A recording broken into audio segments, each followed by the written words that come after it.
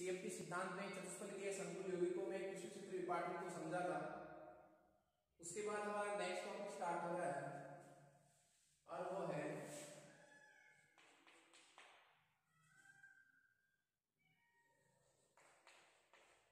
धातु कार्बोनिल यौगिक। धातु कार्बोनिल यौगिक देखिए, वे यौगिक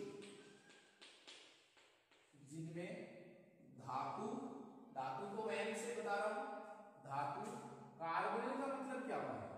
कार्बन मोनोऑक्साइड का लिगेंड नाम क्या है? कार्बोनिल। वे यौगिक जिनमें धातु और कार्बनिक समूह के मध्य क्या पड़ा हो? बंध पड़ा हो, वे यौगिक क्या कहलाएंगे? धातु कार्बोनिल यौगिक। लेकिन देखिए, कार्बोनिल में खुद में क्या पड़ा है? सी। कार्बोनिल में खुद में क्या पड़ा है? सी। तो एक्चुअली बंध किसके बीच भी है? धातु और कार्बन के बीच भी है। तो ऐसे यौगिक क्या कहलाते हैं?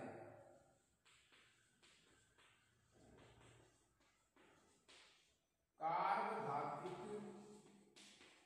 यौगिक। वे यौगिक जिनमें धातु तथा कार्बन के बीच बंध होता है, वे क्या कहलाते हैं? कार्बधातुक यौगिक। धातु कार्बनिल यौगिक किसको कहते हैं? वे यौगिक जिनमें धातु व कार्बनिक समूह के मध्य क्या पड़ा हो? बंध पड़ा हो, वे क्या कहलाएंगे? धातु कार्बनिल। आप देखिए, कार्बनिल समूह में खुद में क्या पड़ा है? सी। तो जो धातु कार्बनिल यौगिक है वो इसका ही एक वर्ग है, कार्बधातुक का। क्यों? क्योंकि एक्चुअली इसमें धातु और किसके बीच बंध पड़ा है? कार्बन के बीच। तो मैं टॉपिक हमारा क्या है? धातु कार्बनिल यौगिक। वे यौगिक जिनमें धातु तथा कार्बनिक समूह के मध्य क्या है? बंध उपस्थित होता है, क्या कहलाएंगे? कार्बधातु कार्बनिल यौगिक। इन यौगिकों में जो बंधन है, बॉन्ड फॉर्मेशन है, वो वेरी इंपॉर्टेंट टॉपिक है। धातु कार्बनिल यौगिकों में बंधन, बॉन्ड किस प्रकार बनते हैं? देखिए, जो धातु कार्बनिल यौगिक हैं उनमें जो बंध बनते हैं वो दोनों प्रकार के हैं। सिग्मा भी बनता है और पाई भी। सिग्मा बॉन्ड भी बनता है और पाई बॉन्ड भी बनता है। तो सिग्मा और पाई दोनों प्रकार के बंध बनते हैं किसके बीच? जब धातु कार्बनिल यौगिक होता है उनमें। कैसे? देखिए, धातु कार्बन का मतलब क्या हुआ? इसके बीच बंध धातु और कार्बनिक समूह के बीच। धातु और कार्बनिक समूह, कार्बनिक समूह CO, ये कार्बन मोनोऑक्साइड है, लेकिन इसका लिगेंड नाम क्या है? कार्बोनिल। तो धातु और कार्बनिल। देखिए, मैं इसको थोड़ा सा दूर दूर लिखूंगा, MCO डबल बॉन्ड ऑक्सीजन। मैंने आपको बताया कि जो धातु कार्बनिल यौगिक होते हैं उनमें सिग्मा बंध भी बनता है और पाई बंध भी बनता है। तो धातु का खाली कक्षक, धातु का खाली कक्षक, रिक्त संतृप्त कक्षक, और कार्बन के पास क्या है? ये लिगेंड का काम करता है, तो इसके पास एकाकी इलेक्ट्रॉन युग्मित कक्षक पड़ा है, और ये कैसा कक्षक है? रिक्त असंकरित कक्षक। रिक्त असंकरित कक्षक। तो मैंने आपको देखो मुख्य रूप से कितने बंध बनाए हैं? सिग्मा तथा पाई, और वो भी किसमें? धातु कार्बनिल यौगिकों में धातु तथा कार्बनिल समूह के कार्बन के मध्य सिग्मा बंध भी पाया जाता है और पाई बंध भी पाया जाता है। सिग्मा बंध कैसे बनेगा वो देखिए आप। सिग्मा बॉन्ड का फॉर्मेशन कैसे होगा? धातु का तो कैसा कक्षक? रिक्त कक्षक में कौन इलेक्ट्रॉन देगा? कार्बन का भरा हुआ कक्षक। तो ये कार्बन का एकाकी इलेक्ट्रॉन युग्म जब इसमें देगा तब तो कैसा बॉन्ड बनेगा? Sigma bond. पाई बॉन्ड कैसे बनेगा?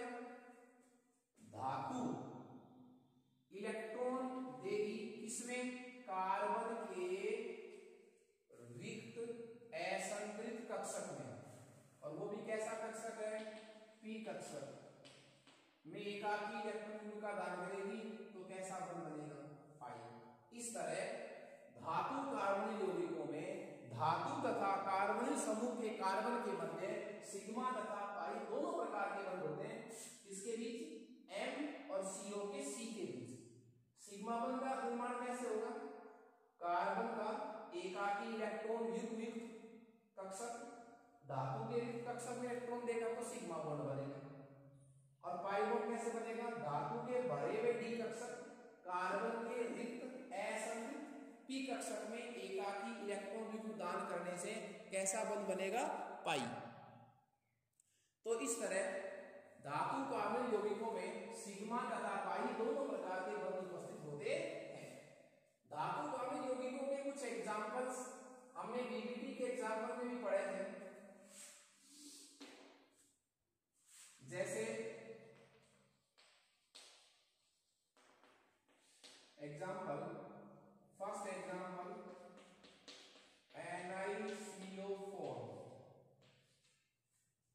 NiCO4।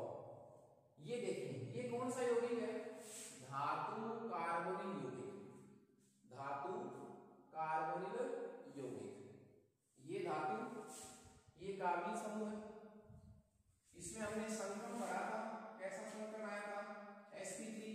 हमने बीबीटी के एग्जांपल में डिस्कस किया था, ज्यामिति कैसी हो जाएगी, चतुष्फलकीय। डायग्राम भी हमने बनाया था वहां पर, 1 2 3 और 4। दूसरा एग्जांपल FeCO5, इसमें संकरण आया था DsP3। ज्यामिति क्या आई थी, त्रिकोणीय द्विपिरामिडी। हमने बीबीटी के एग्जांपल में इसकी ज्यामिति भी लिखी है।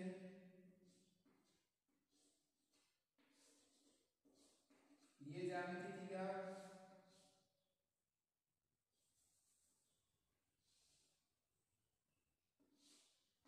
1 2 3 4 और 5 त्रिकोणीय द्विपिरामिडी। एक एग्जांपल और था हमारे पास CrCO6, इसमें संकरण कैसा आया था, B2sp3। ज्यामिति कैसे आई थी,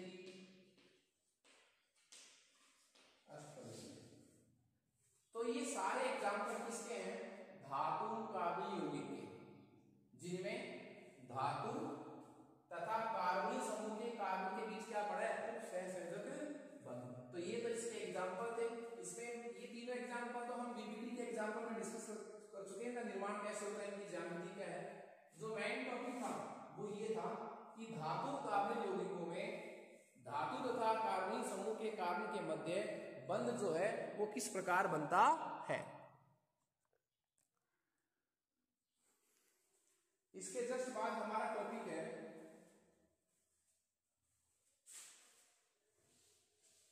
संकुल यौगिकों के स्थायित्व को प्रभावित करने वाले कारक।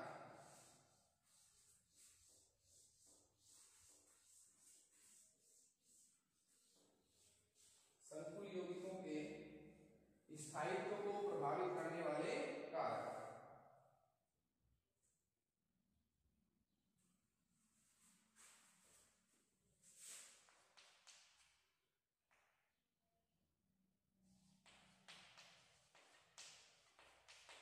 संकुलों के स्थायित्व को प्रभावित करने वाले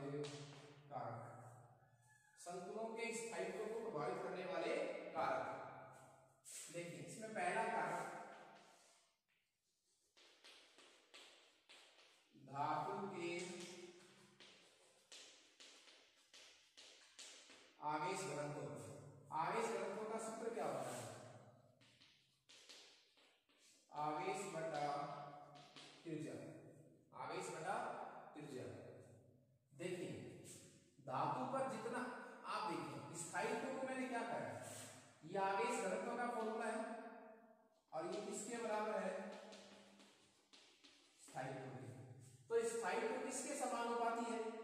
धातु पर उपस्थित आवेश के। व्युत्क्रमानुपाती किसके है? धातु की त्रिज्या के। त्रिज्या का मतलब आकार। तो संकुल यौगिक में जो धातु है उसका आकार जितना छोटा होगा संकुल का स्थायित्व उतना ही ज्यादा होगा। किसी संकुल यौगिक में धातु पर जितना ज्यादा क्या होगा? आवेश होगा, उतना ज्यादा क्या होगा? स्थायित्व होगा। इसका एग्जांपल देखना। एक संकुल है FeH2 2+ और उसी का एक संकुल यौगिक है FeH2 3+। ठीक है, आप देखिए दोनों में लिगेंड बराबर है, धातु एक जैसी।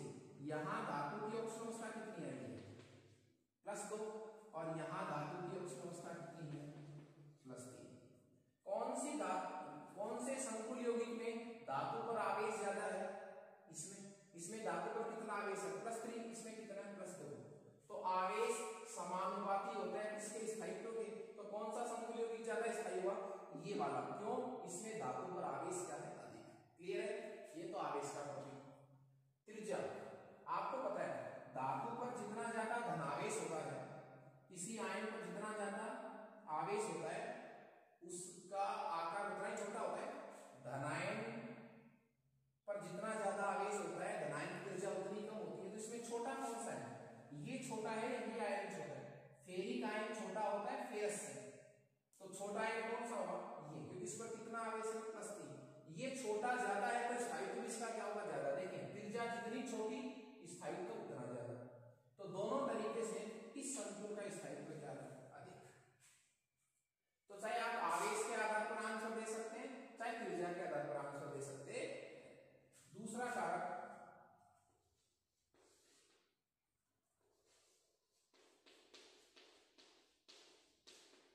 लिगेंड के आकार पर। लिगेंड के आकार पर देखिए लिगेंड का आकार जो है जितना अधिक होगा, आकार इनवर्सली प्रोपोर्शनल टू स्टेबिलिटी,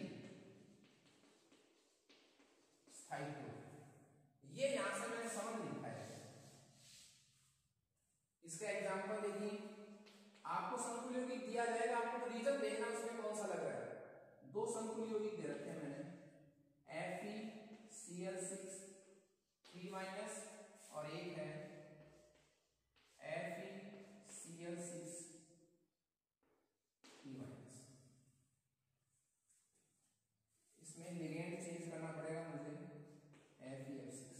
आप देखिए दोनों में धातु की ऑक्सीजन अवस्था कितनी है? +3।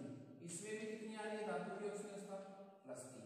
मतलब धातु पर आवेश बराबर है, धातु की त्रिज्या बराबर है। तो किसकी तरफ चलिए फिर? लिगेंड का आकार देखिए। इसमें लिगेंड कौन सा है? फ्लोराइड। इसमें लिगेंड कौन सा है? क्लोराइड। तो आपको पता है फ्लोराइड से बड़ा कौन होता है? क्लोराइड होता है। आकार जितना बड़ा होगा लिगेंड का, स्थायित्व उतना ही क्या होगा? कम। तो क्लोराइड लिगेंड बड़ा है, फ्लोराइड क्लोराइड, इसलिए स्थायित्व ज्यादा किसका हो गया? इस संकुल यौगिक का, जिसमें कौन बड़ा है? फ्लोराइड। Capital C।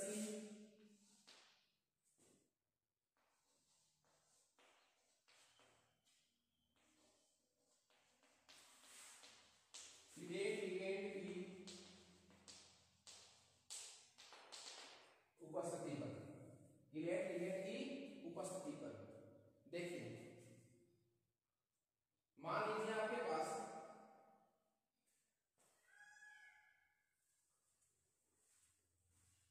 दो संकुल यौगिक हैं, CONH3 3+ और एक संकुल यौगिक है COEN3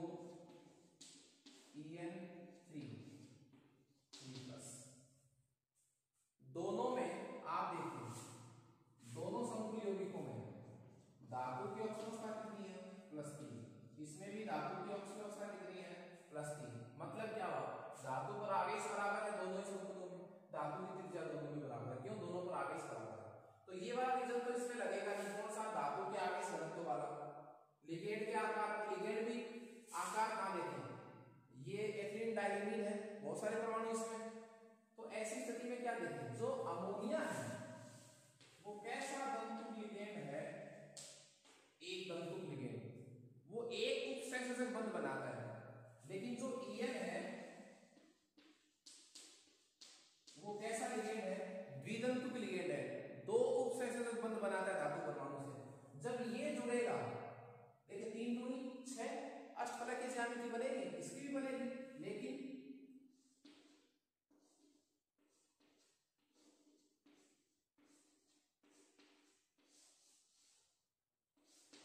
जब ईएन जुड़ेगा तो इस तरह, जब एक तंतु लिगेंड नहीं हो, द्वितंतुक लिगेंड पड़ा हो, त्रितंतुक पड़ा हो, तो जब भी वो बंध बनाते हैं तो वलय सी संरचना बन जाती है।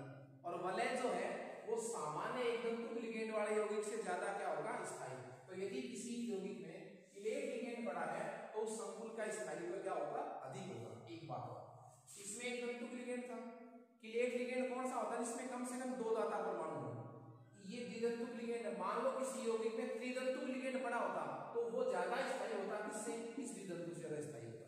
ओके, इसी क्रम में संकुल यौगिक के स्थायित्व को प्रभावित करने वाले कारकों में डी हमारे पास क्या है, लिगेंड की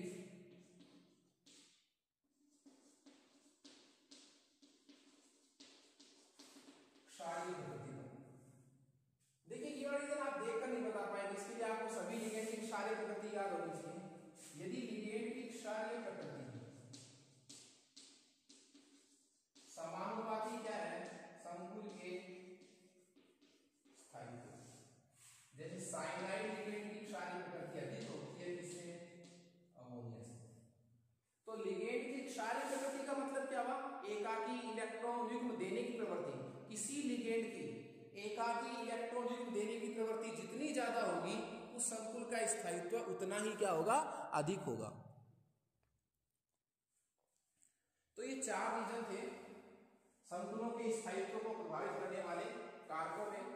धातु के आवेश घनत्व पर, आवेश घनत्व जितना ज्यादा होगा स्थायित्व उतना ज्यादा होगा। इसी में भी टुकड़े हो सकते हैं, आवेश जितना ज्यादा होगा स्थायित्व उतना ज्यादा होगा।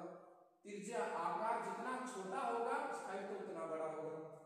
लिगेंड के आकार पर, धातु जब समान अवस्था में हो तो लिगेंड का आकार जितना बड़ा होता है स्थायित्व उतना ही कम होता है, तो ये स्थायित्व ज्यादा हो गया। किलेट लिगेंड पड़ा हो, किसी संकुल यौगिक में एक तंतुक लिगेंड पड़ा हो, किसी संकुल यौगिक में द्वितंतुक लिगेंड पड़ा हो, किसी में त्रितंतुक लिगेंड पड़ा हो, तो संकुल कौन सा स्थायी होगा, इसमें त्रितंतुक लिगेंड पड़ा है। ओके, इसके नेक्स्ट बात हम संकुल यौगिकों के स्थायित्व को प्रभावित करने वाले कारक पढ़ चुके हैं। ये 4 कारक हमने पढ़े। लास्ट कारक क्या था, लिगेंड की क्षारीय प्रकृति पर। लिगेंड की क्षारीय प्रकृति जितनी ज्यादा होगी संकुल का स्थायित्व उतना ही क्या होगा, अधिक होगा। हमारा नेक्स्ट टॉपिक है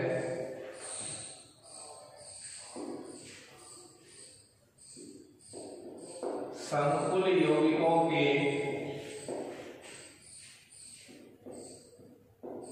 अनुप्रयोग। कहने का मेरा मतलब ये हुआ, संकुल यौगिकों के उपयोग क्या क्या है, किस प्रकार के संकुल यौगिक दैनिक जीवन में प्रयुक्त होते हैं। देखिए संकुल यौगिकों के अनुप्रयोग को पढ़ने जा रहे हैं और इसमें फर्स्ट हमारी कैटेगरी रहेगी गुणात्मक तथा मात्रात्मक परीक्षण। गुणात्मक तथा मात्रात्मक परीक्षण। देखिए क्यूप्रिक आयनों का जब परीक्षण करते हैं, कौन से आयनों का, क्यूप्रिक आयनों का। क्यूप्रिक आयन जो है उनके परीक्षण में हम लोग अमोनिया लिगेंड के साथ एक संकुल यौगिक बनाते हैं।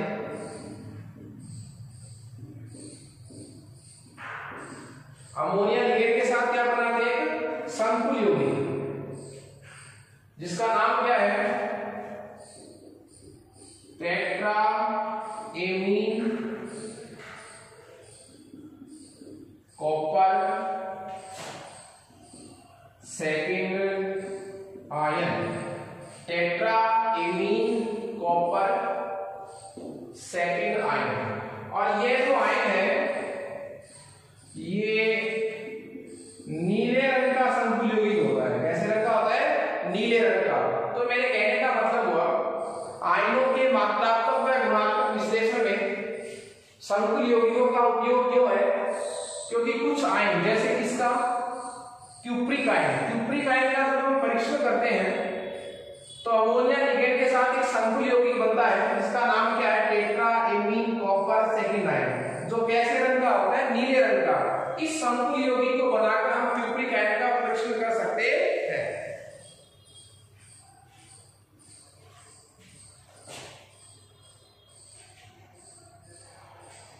सोडियम धातु का हम संकुल यौगिक बनाएंगे इसके साथ? EDTA लिगेंड के साथ। आपने पढ़ा है एथिलीन डाइमीन टेट्राएस्टेट। सोडियम धातु का EDTA लिगेंड के साथ बना हुआ जो संकुल यौगिक है उसका उपयोग किसमें होता है? जल के शुद्धिकरण, जल के शुद्धिकरण। उसके बाद हमारी सी कैटेगरी जो है वो है धातुओं के निष्कर्षण में, धातुओं के निष्कर्षण में, मेटलर्जी में। हमने पढ़ा था, देखिए आपको मांड विधि हमने पढ़ी थी। धातु कर्म में जब लास्ट स्टेप था पांचवा धातु का शुद्धिकरण, उसमें निखिल धातु का शुद्धिकरण आया था और उसमें विधि आई थी मांड विधि।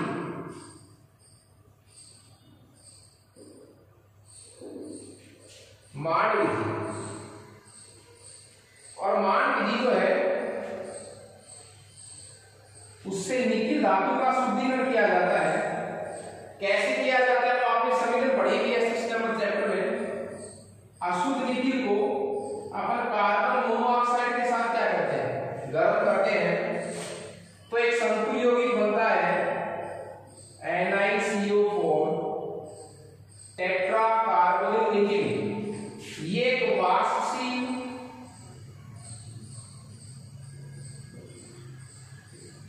संकुल यौगिक बना है टेट्रा कार्बोनिल निकिल। और इसको जब हम गर्म करते हैं तो ये शुद्ध निकिल प्लस कार्बन मोनोऑक्साइड में डूब जाता है। तो इस तरह कुछ धातुओं का जब शुद्धिकरण करते हैं तो भी हम संकुल यौगिक बनाकर करते हैं। इसका मतलब धातुओं के निष्कर्षण में भी संकुल यौगिकों का महत्व है। उसके बाद हमारा नेक्स्ट पॉइंट जो है वो है जैविक निकायों में, जैविक निकाय में, जैविक तंत्रों में, बायोलॉजिकल प्रोसेस में क्या है? देखिए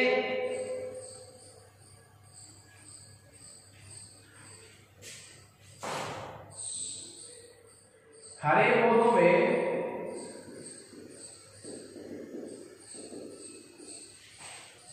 जो पर्णहरित होता है वो किसका संकुल यौगिक होता है?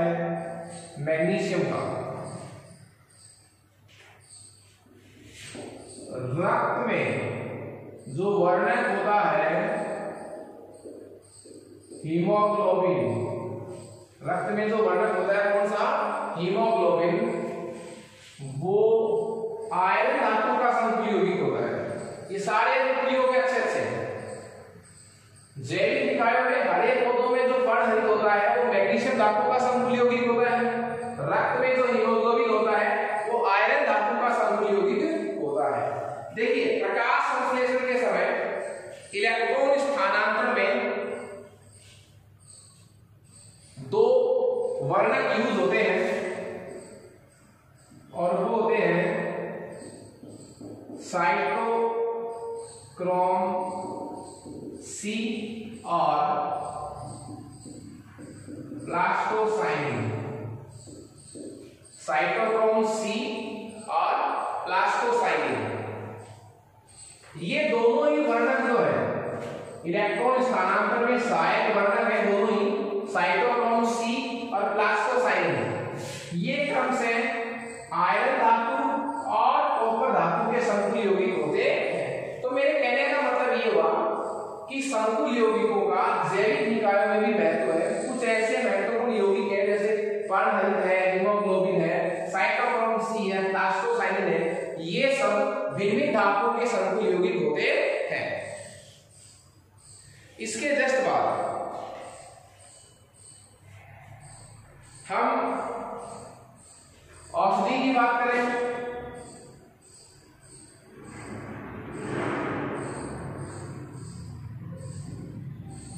ड्रग्स में बात करें तो प्लेटिनम धातु का एक संकुल यौगिक होता है जिसका नाम होता है, कॉमर्शियल नेम क्या होता है जिसका, सिस्प्लेटिन। कॉमर्शियल नेम क्या होता है, सिस्प्लेटिन, जो प्लेटिनम धातु का एक संकुल यौगिक होता है और वो भी कैसी, समायता वाला, सिस वाला, ट्रांस वाला नहीं। सूत्र है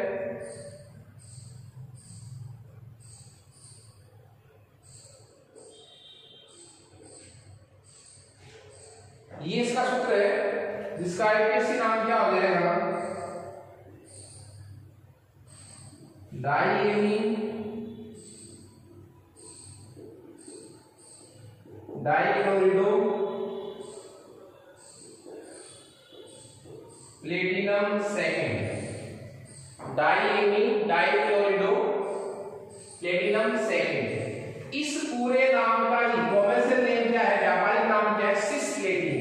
सीधी सी बात है, इस यौगिक का कैसा समावयव, संपर्क समावयव जो है वो कैंसर रोधी दवा के उपचार में दिया जाता है। कैंसर रोधी दवा सिस्प्लेटिन का उपयोग जो है वो किसमें होता है, कैंसर के उपचार में, कैंसर के उपचार। यदि आपको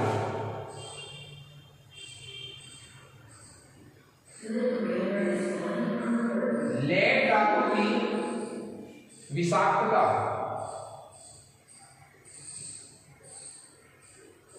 लेड धातु की यदि आपको विषाक्तता कम करनी है, जहरीलापन उसका कम करना है, किसका, लेड धातु का, पीबी का, तो आप कैल्शियम का EDTA के साथ संकुल बना सकते हैं।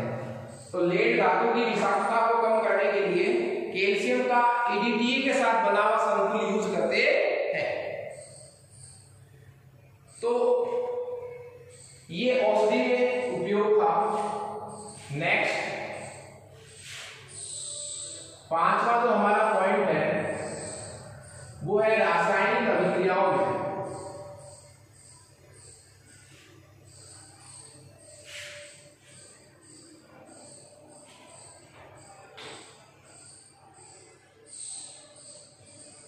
रासायनिक अभिक्रियाओं में जैसे जब 18 का हाइड्रोजनीकरण करते हैं, 18 का हाइड्रोजनीकरण मतलब क्या हुआ, 18 पर किसका योग करवाते हैं, हाइड्रोजन का। 18 के हाइड्रोजनीकरण में एक उत्प्रेरक यूज करते हैं साहब जिसका नाम होता है विल्किंसन उत्प्रेरक, विल्किंसन उत्प्रेरक। और इस विल्किंसन उत्प्रेरक में रोडियम धातु उपयुक्त की जाती है, रोडियम धातु।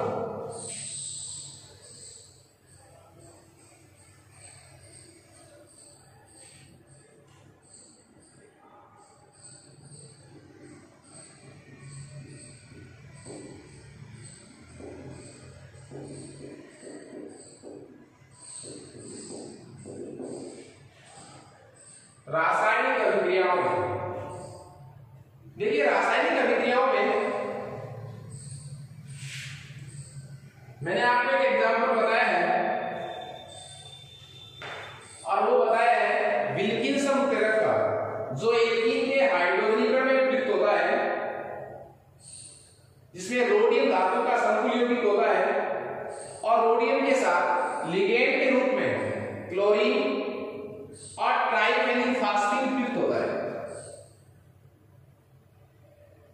तो शंकु यौगिक का सूत्र हम लिखने जा रहे हैं।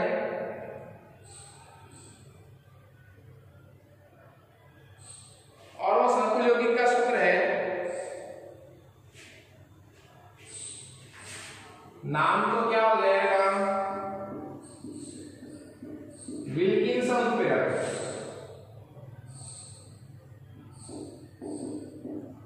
जो कहाँ यूज होगा है, एल्कीन के हाइड्रोजनीकरण में। जो रोडियम धातु का शंकु यौगिक होता है, रोडियम RHCl का ऑल्कलाइज, तो नाम क्या हो जाएगा, ट्रिस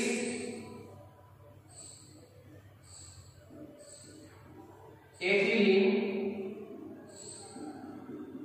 डाइएनीन। जब खुद के नाम में क्या आ जाए, डाई और ट्राई, तो ट्रिस यूज करते हैं, ट्रिस एथिलीन डाइएनीन।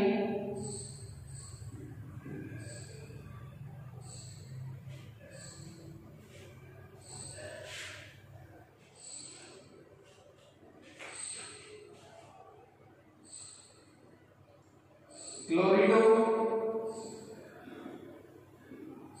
रोडियम और फर्स्ट, ये इसका शंकु यौगिक का क्या हो गया, नाम।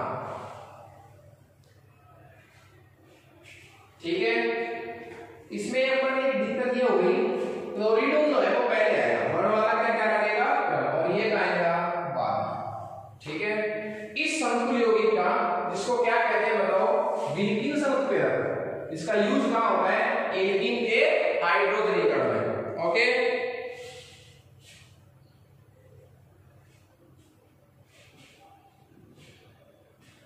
उसके बाद एक विटामिन आपने सुना होगा नाम, विटामिन B12, विटामिन B12, जिसको मैं क्या कहता हूं, साइनोकोबालेनिन,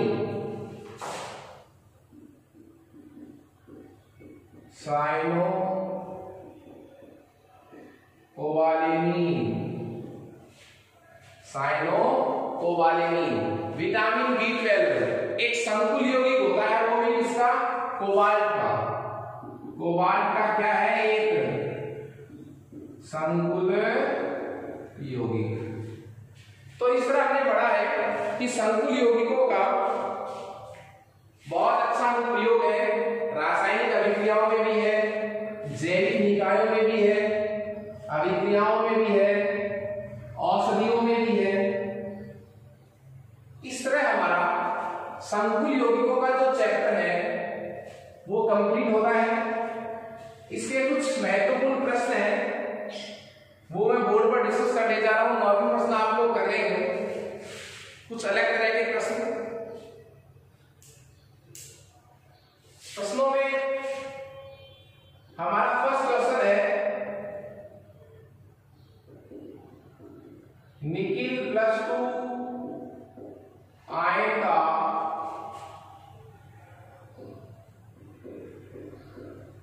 चुंबकीय आघूर्ण, निकिल +2 आयन का चुंबकीय आघूर्ण। तो देखिए, ऐसी स्थिति में आपको इसका विन्यास लिखना है। इसका क्या लिखना है आपको, इलेक्ट्रॉनिक विन्यास। तो निकिल कितने नंबर पर आता है साहब, 28 पर आता है। तो बाइकल कोष का विन्यास क्या हो गया, 3D8 4H2, ये बाइकल कोष का विन्यास हो गया। इसको लिखिए, ये निकिल का हो गया। अब मैं विन्यास किसका लिखूं, निकिल +2 का चाहिए मैं, तो +2 में ये तो चले गए, बच क्या गया 3D8। 3D8 को लिखिए आप डी में, 3D में लिखिए इसको, 1 2 3 4, ये क्या आपके पास 3D। तो 1 2 3 4 5 6 7 8, यहां सूत्र लगता है हमारे पास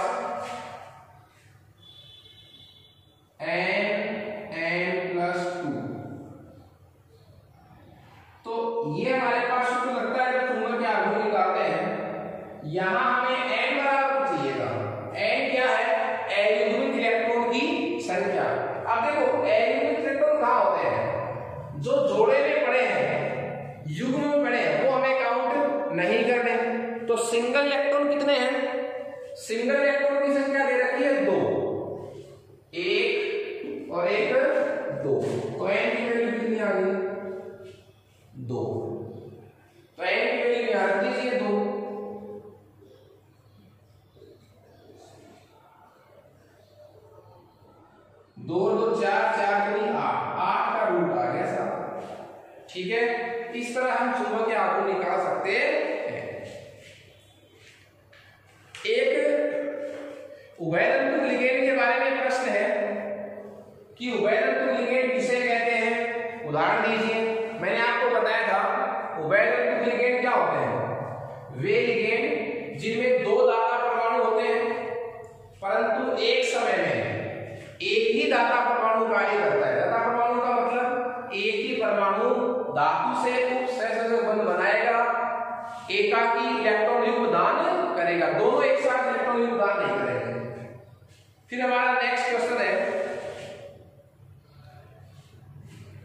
क्लेट प्रभाव क्या होता है।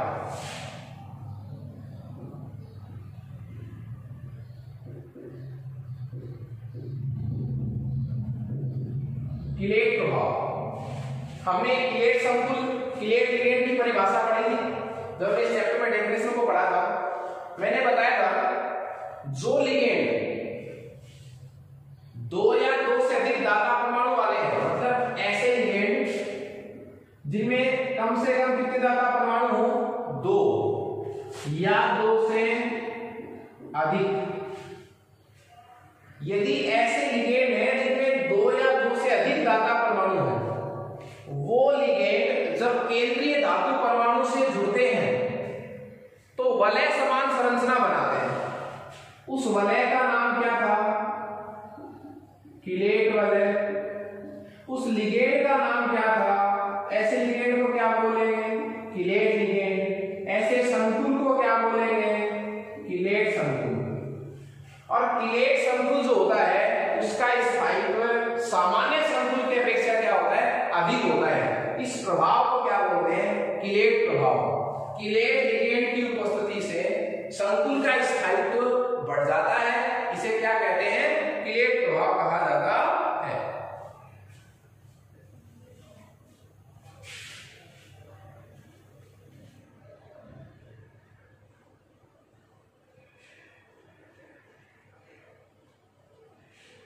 उसके नेक्स्ट हमारा अगला क्वेश्चन है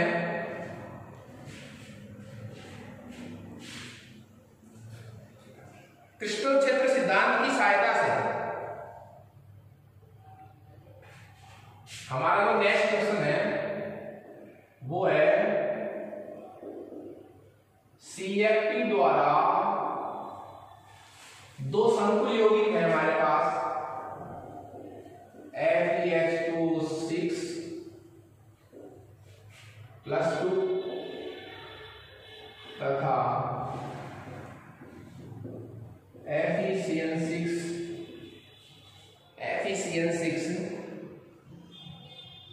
4-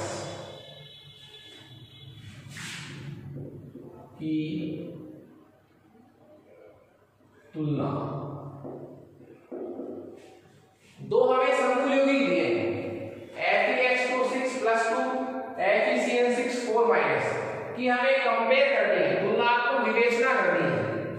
किसमें समन्वय संख्या क्या है, ज्यामिति क्या है, संकरण क्या है, T2G में इलेक्ट्रॉन कितने हैं, वगैरह वगैरह। तो देखिए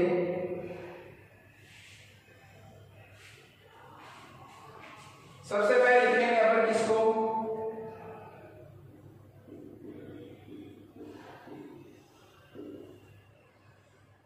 +2। इधर लिखेंगे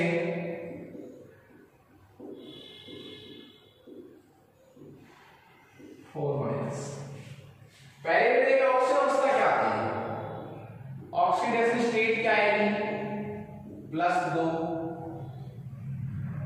समन्वय संख्या क्या आ गई,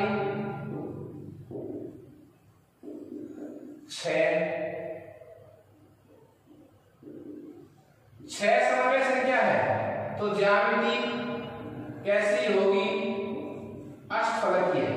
चाहे कैसा भी संकरण हो, समन्वय संख्या जब 6 है तो ज्यामिति कैसी होगी, अष्टफलकीय। यही बात है, इधर लिखेंगे पहले। इसमें Fe की ऑक्सीडेशन स्टेट कितनी आई, +2। कोऑर्डिनेशन नंबर समन्वय संख्या कितना आया 6।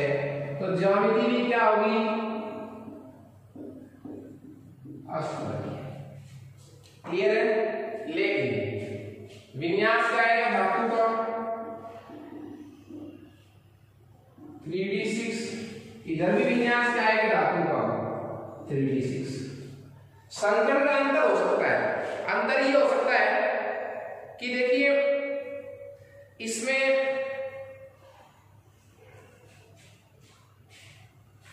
दुर्बल क्षेत्र लिगेंड है और ये कैसा है प्रबल क्षेत्र लिगेंड है, तो इलेक्ट्रॉनों का इसमें युग्मन होगा, इसमें युग्मन नहीं होगा। अब देखिए D6 आ गया,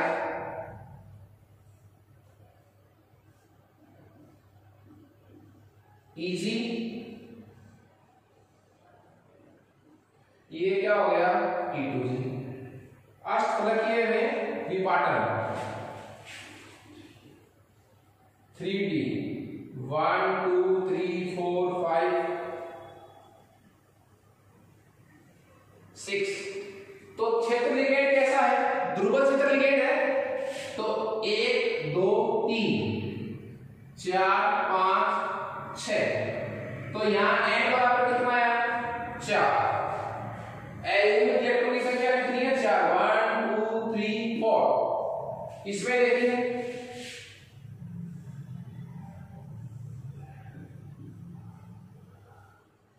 3D 1 2 3 4 5 6। ये लीजिए साहब, ये तो क्या हो गया इजी और ये हो गया T2G। तो 6 है। पक्षेत्र लिगेंड कैसा है प्रबल क्षेत्र लिगेंड है साइनाइड है, तो इलेक्ट्रॉनों का युग्मन होगा पहले 1 2 3 4 5 6। तो विन्यास क्या हो गया साहब इसका विन्यास हो गया T2G4 और EG2। इधर T2G6 और EG। दोनों ही संतुलों में एक में एल्यूमिनियम इलेक्ट्रॉन की संख्या कितनी है 4 और दूसरे में एल्यूमिनियम इलेक्ट्रॉन की संख्या कितनी है 0। इसमें n की वैल्यू कितनी आई 0। तो ये तो क्या हो गया प्रतिचुंबकीय, ये क्या हो गया अनुचुंबकीय। दोनों में चुंबकीय प्रकृति का अंतर है। आप उस फॉर्मूले में म्यू का मान भी निकाल सकते हैं n+2। यहां n की वैल्यू कितनी रखी है 4 रखी इधर तो, और इधर के लिए कितना रखेंगे n बराबर 0। इस तरह तुलना में इस तरह का प्रश्न भी आ सकता है। इस चैप्टर में नामकरण समावयवता और परिभाषाएं दोनों इंपॉर्टेंट है। नेक्स्ट क्लास में हम नेक्स्ट चैप्टर को डिस्कस करेंगे। ओके,